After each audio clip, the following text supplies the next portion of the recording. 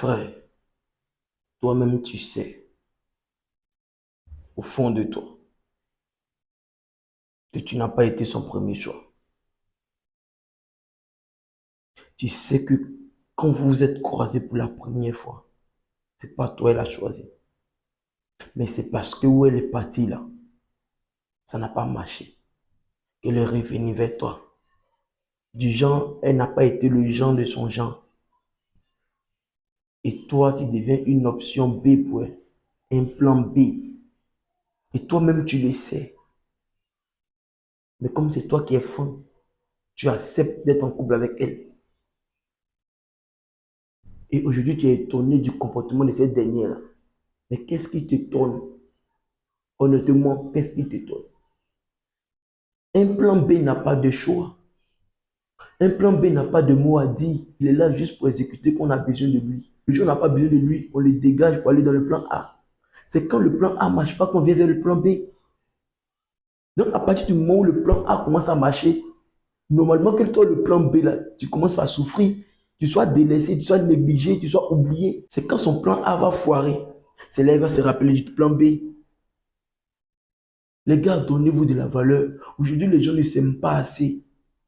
Vous ne vous aimez pas. Le manque d'amour personnel, c'est ça qui vous pousse dans des relations toxiques, au fait. Vous ne faites pas des sacrifices sur vous. Parce qu'un homme qui a sacrifié beaucoup pour sa réussite, un homme qui a sacrifié beaucoup pour son éveil, pour son évolution, je vous le jure qu'il y a certains schémas, il ne se retrouve pas dedans. Même si la fille là, elle est belle, qu'il est vraiment amoureux d'elle, mais pour son respect, son estime de soi, sa valeur, et qu'il pense au sacrifice qu'il a fait pour arriver à ce niveau-là, il ne peut pas accepter cette foutaise. Mais aujourd'hui, vous les hommes d'aujourd'hui, vous les hommes modernes, vous manquez d'amour propre. Vous ne vous aimez pas assez. Alors vous avez besoin de l'amour de la femme pour venir combler le vide qu'il y a en vous. Et alors vous êtes obligé d'accepter tout sorte de foutaises. Et c'est ça le vrai problème aujourd'hui. C'est pourquoi beaucoup d'hommes sont malheureux dans les relations. Honnêtement, toi-même, tu connais la cause de ta souffrance. Le vrai problème, c'est ça. Vous savez pourquoi vous souffrez en relation amoureuse. Vous connaissez la cause. Mais vous cherchez solution ailleurs. Vous faites comme si vous ignorez ce qui vous arrive. Vous partez demander l'avis des gens. Honnêtement, tu sais que tu n'as pas été son choix. Je vous dis tout le temps, quand tu n'as jamais été le premier choix de quelqu'un, n'accepte jamais d'être son deuxième choix. C'est clair. Si à première vue, je n'ai pas été ton premier choix, je ne vais jamais être ton deuxième choix. Parce que moi, je suis un produit fini. J'ai travaillé sur moi. J'ai été discipliné. Je me suis construit pour arriver là. Alors, je mérite le meilleur. Je ne mérite pas le second choix. Je ne mérite pas la seconde place. Non.